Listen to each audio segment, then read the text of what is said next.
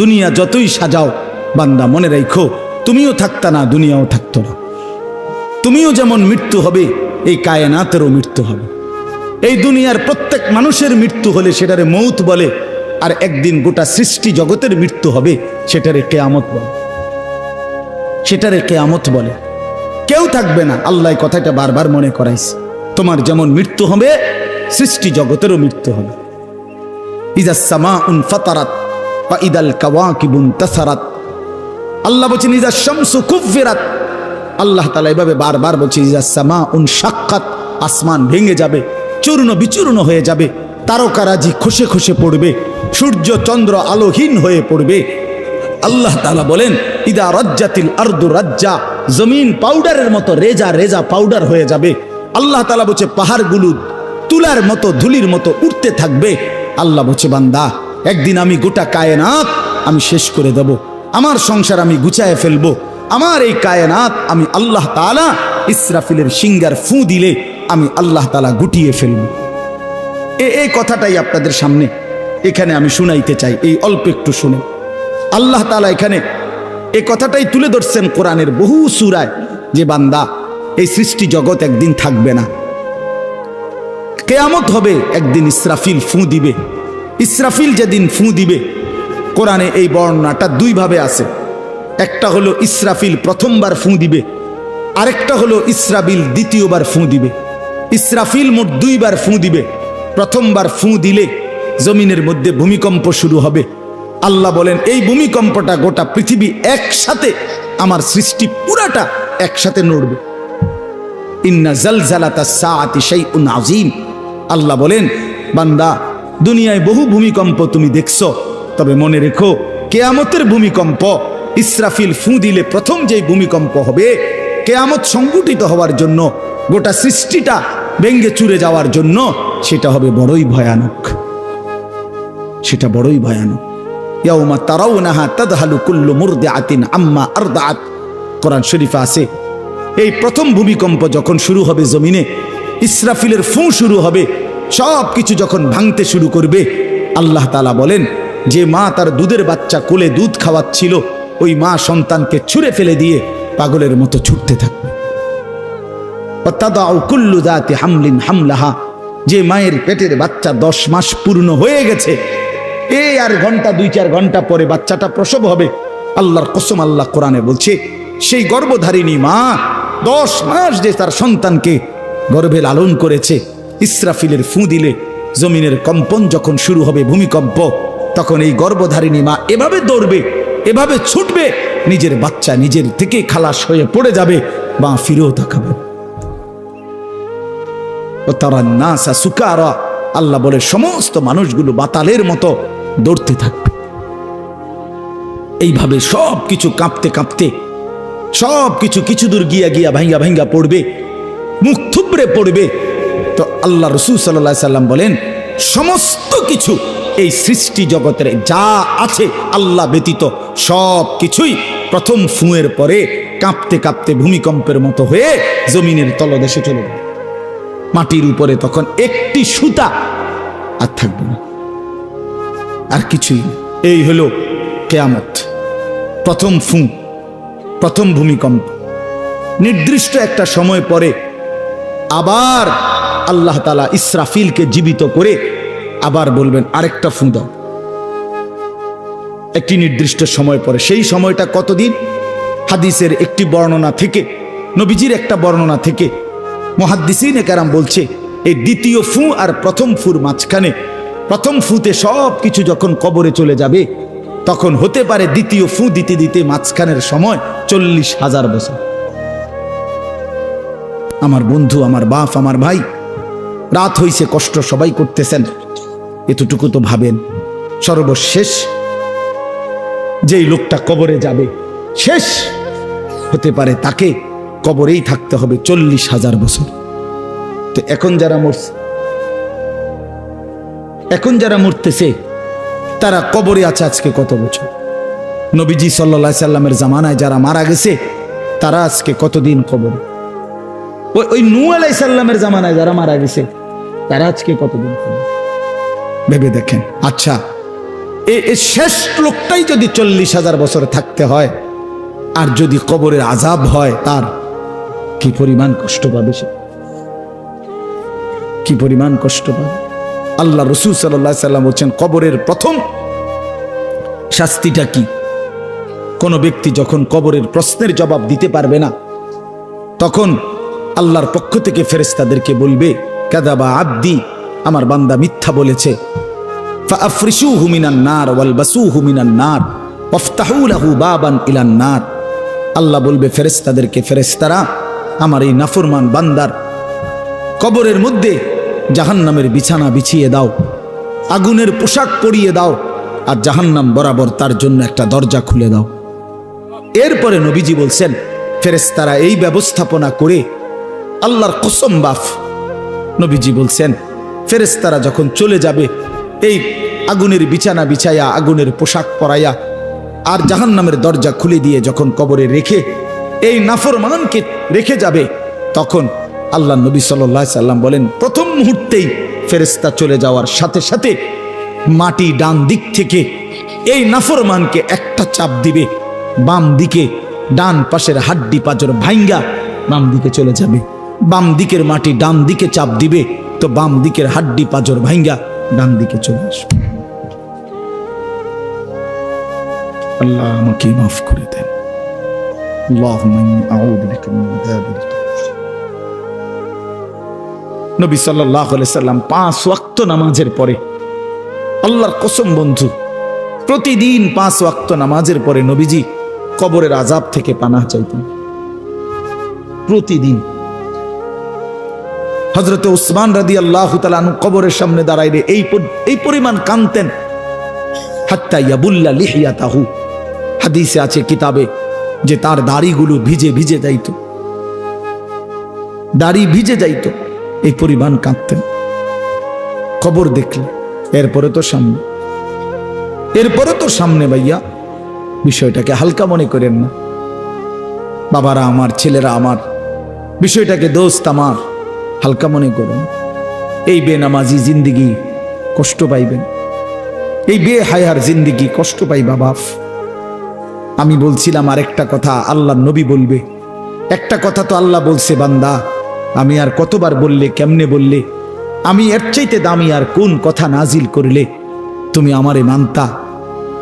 আর নবীজি বলবে হাসরের ময়দানে, নবী বলবে, উম্মত তুমি জানো, হাদিসের তাফসীরের মধ্যে আছে, প্রত্যেক ব্যক্তি, আল্লাহ বলছে নবীকে, আমাদের নবী সাল্লাল্লাহু আলাইহি সাল্লামকে, বন্ধু আপনারে সামনে রাইখা আপনার উম্মতের আমল নামা আমি আপনারে সামনে রাইখা খুলমু।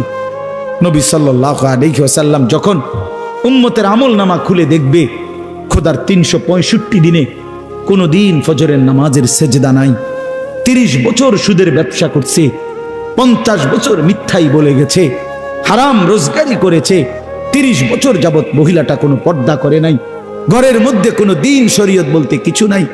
আল্লাহর নবী সাল্লাল্লাহু আলাইহি সাল্লাম তখন বলবে, উম্মত তুমি জানো আমি 23টা বছর অনবরত তোমার জন্য কেঁদেছিলাম। আমি সেই নবী, যে নবী সারা রাত এশার নামাজের পরে দাঁড়াইছি ফজরের আজান পর্যন্ত, এক দাঁড়ানোতে চোখের পানি ফেলে উম্মতের জন্য দোয়া করছিলাম। আল্লাহ রসুলের স্ত্রী আম্মা জান আয়েশা বলছেন, নবী এই পরিমাণ কাঁদছে, এতটা লম্বা দাঁড়ায় ছিল উম্মতের জন্য, হাত্তা তাওয়াররামাত কাদামাহু, 2টা পাও ফুলে ফুলে গেছে। আল্লাহ নবী বলবেন, উম্মত আমি 23 বছর কাঁদছি রে, প্রতিটা রাত কেঁদেছি, দিন কেঁদেছি। আমি এই পরিমাণ, পিঠটা খুলে দেখাবে চাদর সরিয়ে, আমার উম্মত আমার পিঠটা দেখো, তায়েফের পাথরের আঘাতে আমার পিঠ কি পরিমাণ ছিদ্র ছিদ্র হয়ে গেছে। আমি সেই নবী, যে নবী তোদের জন্য পেটে ক্ষুধার কষ্টে পাথর ভাঙছিলাম 2টা। আমি উহুদের ময়দানে দান দান শহীদ করে রক্ত মাখা শরীর নিয়ে বেহুশ হয়ে লম্বা সময় পড়েছিলাম। আমার ঘরের চুলায় 3 মাস, হাদিসে আছে আম্মা জান আয়েশা বলছেন, নবীজির ঘরে আমরা 9 জন বিবি, উনি বলছে আল্লাহর কসম 3 মাস, কোনো দিন টানা 3 মাসে কোনো দিন আমাদের ঘরের চুলায়, 9 জন বিবির ঘরে কারো ঘরের চুলায় কোনো দিন আগুন জ্বলে না। 3 মাস খেজুর আর পানি দিয়ে আমরা জিন্দেগি কাটাইছি। আল্লাহ নবী বলবেন, উম্মত তাহলে এত কাঁদলাম কার জন্য, এত রক্ত ঝরাইলাম কার জন্য, পেটে পাথর বাঁধলাম কার জন্য, বিনিময়ে এটা কি আমল নামা নিয়ে আসছো?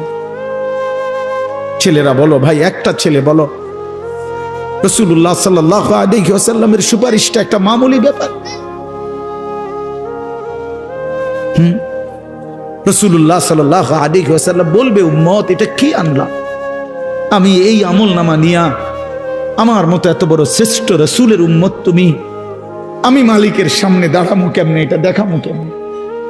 আরে চেয়ারম্যান ভাই, আপনি কেমনে দেখাইবেন? আপনার অনুসারী যদি, আপনার অঞ্চলের একজন মানুষের যদি পুরাটা পৃষ্ঠার মধ্যে 110টা মামলা থাকে, আপনি তার জন্য কেমনে নেবেন? আপনি একজন উপরস্থ পদস্থ কর্মকর্তার কাছে আপনি কিভাবে সুপারিশ করবেন? বেটা তোর তো কিছুই নাই বেটা, শুধুই অপরাধ আর অপরাধ ছাড়া। তো এই বেচারা লজ্জিত হবে কিনা বলেন না কেন? তো নবী সাল্লাল্লাহু আলাইহি সাল্লাম বলবেন, উম্মত তুই আমার মতো শ্রেষ্ঠতম রাসূলের মাথাটা তো ছোট করে ফেললি, তুই তো আমার উম্মত, তুই এটা কি আনলা? আমি কেমনে দেখাবো এটা আমার মালিকের সামনে যে রব্বুল আলামিন এটা আমার উম্মতের আমল নামা?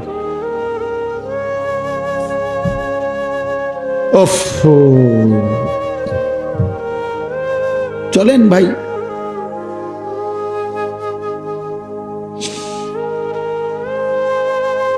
এই জন্য দোস্ত আমার, বন্ধু আমার, আমি দিবানিশি এই চিৎকার চেঁচামেচি করি, এই আহাজারি আমার অনেক দিনের। মুসলমানের সন্তান ফিরবে, নওজোয়ানরা ফিরবে, মুসলমানের যুব সমাজ নামাজ পড়বে, আল্লাহরে চিনবে, এটাই আমার স্বপ্ন, এ আমার দিলের তামান্না। কারো প্রতি আলহামদুলিল্লাহ এখন আর দিলে শত্রুতা রাখি না, কারো বিরোধিতা, কারো প্রতি হিংসা করার কোনো সময়ও নাই, বিশ্বাস করেন, একদম সময় নেই, সময়ই তো না। আমি জুমার নামাজ পড়াইছি ঢাকা মোহাম্মদপুর আদাবর, আমার জুমা, ওইখান থেকে আমি জুমার পরে রওনা দিয়া মাগরিবের পরে রোয়াচালা বয়ান করছি, এশার একটু পরে ওই মুসাগারা বয়ান করছি, এরপরে এখানে এসে বয়ানে বসছি, শুধু অজু করছি, শুধু অজু, শুধু সময় বাঁচানোর জন্য মসজিদের খানাটা খাই নাই, হোটেলে, পথের একটা হোটেলে মদনপুর পার হয়ে আইসা অল্প কয়টা ভাত খাইছি। এটা বলার উদ্দেশ্য হলো কেরামতি বুজুর্গি বুঝানো না, আল্লাহর কসম বুঝানো হইল এই কথার ফিকির যে কাউরে প্রতিপক্ষ ভাববার কোনো দরকার নেই, কোনো দরকার নেই। আল্লাহ আমাদের সবাইকে বুঝ দান করেন। প্রতিটা ছেলের প্রতি আমার অনুরোধ, বাবা তুমি নষ্ট হইও না, তুমি বরবাদ হইও না। এক বন্ধুর খপ্পরে পইরা, একটা সামান্য মোবাইলের খপ্পরে পইরা, একটা দুষ্ট নারীর খপ্পরে পড়ে, মেয়ের খপ্পরে পড়ে চরিত্রহীন হইও না, চরিত্রহীন। আল্লাহ তাআলা মানুষকে যেই চাহিদা দিছে সেটা পূরণের বৈধ ব্যবস্থাও দিছে। মানুষকে আল্লাহ তাআলা তৃষ্ণা দিয়েছেন, তো তৃষ্ণা নিবারণের জন্য পবিত্র হালাল পানীয় আল্লাহ তাআলা দিয়েছেন। মানুষকে আল্লাহ তাআলা ক্ষুধার চাহিদা দিয়েছেন, তো হালাল খাবারও আল্লাহ তাআলা দিয়েছেন। তো মানুষের লজ্জাস্থানের যেই চাহিদা, শাহওয়াত, যৌন চাহিদা, এটা আল্লাহ তাআলা দিয়েছেন, তো এটা পূরণের জন্য হালাল স্ত্রী আল্লাহ প্রত্যেক পুরুষের জন্য ব্যবস্থাও রেখেছেন। কেন নষ্ট হইবে? চরিত্রহীন হইবা কেন? উলঙ্গ ছবি আর নর্তকীর পিছনে জীবন শেষ করে দিবা কেন? কি দুঃখে বন্ধু নষ্ট হইলা বলো? অনেক ছেলে তো এখানে বসছো মাশাআল্লাহ, কিন্তু অনেক ছেলের চেহারা দেখলেই বোঝা যায় ভাইয়া নামাজ পড়ো না, চেহারায় সেজদার চিহ্ন নাই। দোস্ত আমার, চিহ্ন নাই। আল্লাহ আমাদেরকে মাফ করে দেন। তো আল্লাহ তাআলা বলেন, ইসরাফিলকে আল্লাহ দ্বিতীয়বার উঠাবে, উঠাইয়া বলবে, ইসরাফিল আবার ফুঁ দাও। এই আবার ফুঁ দিলে এবার আবার জমিন কাঁপতে শুরু করবে দ্বিতীয়বার। তো প্রথমবার ফুঁ দেওয়াতে জমিন কাঁপতে কাঁপতে সব কিছু কই গেছিল? নিচে, মাটির নিচে। মাটির উপরটা কি? খালি, ফাঁকা না? এইবার দ্বিতীয়বার যখন ইসরাফিল ফুঁ দিবে, মাটি কাঁপতে কাঁপতে ভূমিকম্প শুরু হলে এবার জমিনের সমস্ত কিছু ভিতরে যেগুলো ছিল সব কিছু জমিনের উপরে উঠে আসবে, একেবারে একটা সুতা সহ। গরু, ছাগল, মানুষ, জিন, স্বর্ণ, রৌপ্য, হীরা, মণি, মুক্তা, জহরত, সব সব সব, শুধু মানুষ না, একেবারে সব কিছু, একেবারে আদম আলাইহিস সালামের জামানা থেকে ইসরাফিলের ফু পর্যন্ত যত কিছু মাটির তলে গেছে সব মাটির উপর উঠে আসে। ইদা জুলজিলাতিল আরদু জিলজালাহা, আল্লাহ তাআলা বলেন এই দ্বিতীয়বারের ভূমিকম্প জমিনে যখন হবে, ও আখরাজাতিল আরদু আসকালাহা, জমিন তার তলদেশ থেকে তার ভেতরে যা কিছু বোঝা জমিনের মধ্যে ছিল সব কিছু সে জমিনের উপরে তুলে দিবে। তুলে দিলে তখন তাফসীরের মধ্যে আছে এই যে স্বর্ণ, রৌপ্য, মণি, মুক্তা, টাকা পয়সা, হীরা, জহরত, অর্থ সম্পদ, এগুলোর স্তূপ থাকবে। আশ্চর্য কথা শোনেন, সরাসরি হাদিসে আছে, নবীজি বলছেন এই স্বর্ণ, রৌপ্য, মণি, মুক্তাগুলো তখন আল্লাহর কুদরতে কথা বলবে। এইগুলা, এই অর্থ সম্পদগুলা, মানুষের যে অর্থ সম্পদ, এগুলো কথা বলবে। কি কথা বলবে? চোরেরে ডাক দিবে, আইনা সারিক, এই চোর, এদিকে বাটফার, এদিকে এই সম্পদের জন্য চুরি করেছিলি, আজ যা দরকার নেই। আইয়ুহাল কাতি, এই ডাকাত, এদিকে এখান থেকে নে, এই সম্পদের জন্য ডাকাতি করছি, নে এখন নে। সরাসরি হাদিস আছে, রাসূলুল্লাহ সাল্লাল্লাহু আলাইহি ওয়াসাল্লাম বলছেন এই অর্থ সম্পদ ডাক দিয়া বলবে, হে আত্মীয়তার সম্পর্ক ছিন্নকারী বেঈমান, এদিকে এই সম্পত্তির জন্য আপন ভাইকে বঞ্চিত করছিলি, আপন চাচাকে বঞ্চিত করছিলি, আপন ভাতিজারে বঞ্চিত করছিলি, এর জন্যই আত্মীয়তার সম্পর্ক ছিন্ন করেছিলি, এখন নে যা লাগবে নে, হারাম কর এখন নে, সুদখোর কত টাকা দরকার তোর এখন নে। আল্লাহর কসম, মানুষ পাগল হয়ে যাবে, অবাক হয়ে যাবে। আর এটা কি? এই এরপরের আয়াত, ওয়াকালাল ইনসানু মা লাহা, লোকেরা বলবে এটা কি হলো, আরে এটা কি কারবার, এগুলো কথা কয় কেমনে, এগুলো কয় কি, এগুলা মানুষ সব অবাক হয়ে যাবে, বলবে একে অপরে মা লাহা, জমিনের কি হলো, এগুলোর কি হলো, এগুলো কথা বলছে কেন, এগুলো কি বলতেছে এগুলো? অর্থাৎ কেউ তো কিছুই নিবে না, নিবে কিছু, কথা বলেন না কেন কারো কোনো। তো এবার আল্লাহ বলেন ইয়াউমা ইদিন তুহাদ্দিসু আখবারাহা, আল্লাহ বলে বান্দা অর্থ সম্পদগুলো কথা বলছে দেখে অবাক হইলা, এখনো না দেখবা আসল খেলা, এখনো না দেখবা মেন খেলাটা, যে এখন দেখবা তোমার পায়ের নিচের জমিন, তোমার পুরা জিন্দেগির ভালো মন্দ সমস্ত কিছু তোমার সামনে আমি আল্লাহর সামনে বলে দিব। এখন শুনবে, এই জমিন তোমার ভালো মন্দ কথা বলবে। ইয়াউমা ইদিন তুহাদ্দিসু আখবারাহা, তোমার প্রতিটা মিনিট সেকেন্ড একাকী প্রকাশ্য, ঘরে বাহিরে, লোকালয়ে, আলোতে, অন্ধকারে, রাত গভীরে, দিনের আলোতে, তুমি যা ভালো করেছো তাও বলবে, তুমি যা মন্দ করেছো তাও বলবে। রাত গভীরে তাহাজ্জুদের নামাজ পড়ছিলা, এই জমিন এখন বলবে রাত গভীরে জিনা ব্যভিচার, মদের আড্ডা, জুয়ার আড্ডায়, নারীর আড্ডায় পড়েছিলা, এটাও এখন বলবে। শুনবে, এখন শুনবে। তখন লোকেরা বলবে হায়, জমিন কেমনে কথা বলে, সম্পদ কেমনে কথা বলে। তো আল্লাহ বলেন বিআন্না রাব্বাকা আওহা লাহা, এজন্য বলে যেহেতু আল্লাহ তাআলা আদেশ করেছে।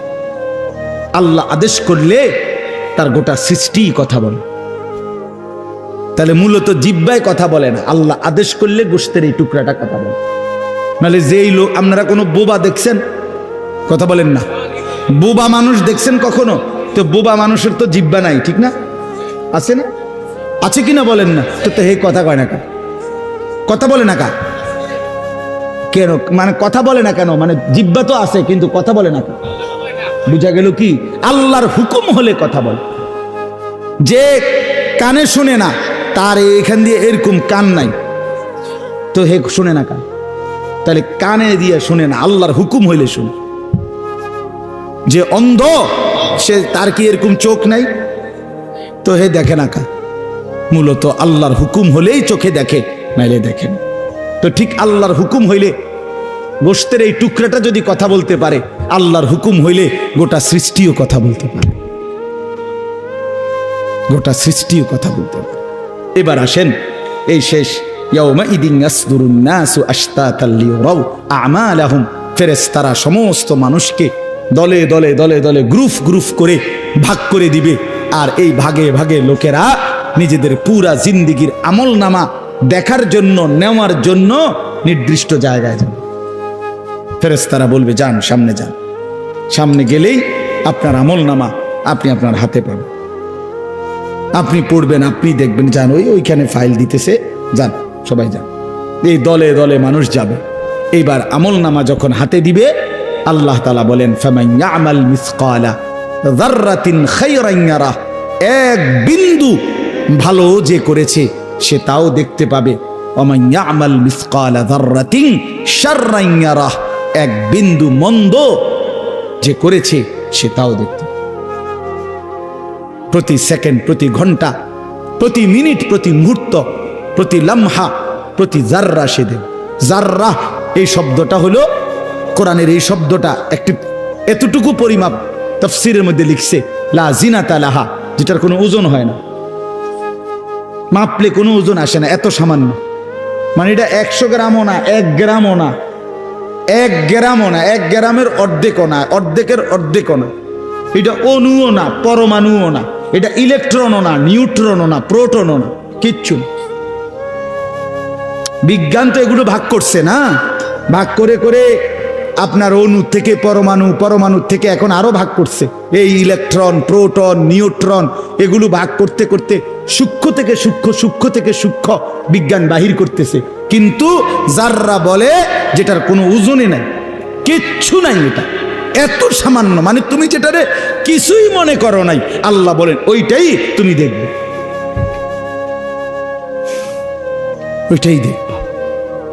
এই জন্য বাপ আমার শেষ রাত গভীরে এই কথাই, আমরা আমাদের একাকী কিংবা প্রকাশ্য, আমরা আমাদের রাত কিংবা দিন, ঘর কিংবা বাহির আড়াল করবার সুযোগ নেই। সুযোগ আছে ভাইয়া? ছেলেরা কাজেই রাতের 3টায় দুনিয়া ঘুমায়, আল্লাহ ঘুমায় না। অশ্লীল ছবি দেখো না। রাতের 3টায় মা ঘুমায়, বাবা ঘুমায়, মালিক ঘুমায় না। রাতের 3টায় মহল্লাবাসী ঘুমায়, কিন্তু আল্লাহ ঘুমায় না। আলাম ইয়ালাম বিআন্নাল্লাহা ইয়ারা, আল্লাহ বলে বান্দা তুমি জানো আমি কিন্তু সারাক্ষণ তোমাকে দেখি। কতক্ষণ? কতক্ষণ? আল্লাহ দেখেন কখন? সারাক্ষণ। এই জন্য আমরা প্রত্যেকে ইনশাআল্লাহ নিয়ত করি যে আমরা আমাদের আখেরাতকে ভাববো, ফিকির করব। আখেরাতের আশায় গুনাহ ছেড়ে দেন, আল্লাহর নাফরমানি ছেড়ে দেন, হালাল পথে জিন্দেগি চালান। একটু কষ্ট হলেও চলে যান, পার হয়ে যান। ऐसे रहे या वैसे रहे वहां देखना फिर कैसे रहे। বুজুর্গরা বলে এ দুনিয়ায় এমনে থাকো আর এমনে থাকো, কাইট মাইট হইয়া চিত্তিয়া মিত্তিয়া উত্তালে যা। আসল দেখার বিষয় হলো ওয়াহা কেসে রাহে, সেখানে কেমন থাকবা, এটা হলো দে। এটা শেষ হয়ে যাবে। আজ রাত যার বাসর রাত, তারও ভোর হবে। আজকের রাত যার জেলখানায় ফাঁসির রাত, তার রাতও কি হয়ে যাবে? অট্টালিকার মানুষটাও মরে যাবে, জীর্ণ কুঠিরের মানুষটাও মরে যাবে। কোনোদিন দুঃখ যে দেখে নাই সেই সুখী মানুষটাও কবরে চলে যাবে। কোনোদিন সুখ যে দেখে নাই সেও মরে যাবে। আমিও না, আপনিও না, বাবাও না, সন্তানও না, মাও না, কেউ না, কেউ থাকবে না, কেউ না, কেউ না। আজকে আমরা কবরবাসীদের স্মরণ করে দোয়া করি, এই আগামী 20 বছর 30 বছরের মাথায় আমাদেরকে স্মরণ করে, আমাদেরকে কবরবাসী মনে করে, আমাদের পরবর্তীরা মনে করে। এই না জিন্দিগি?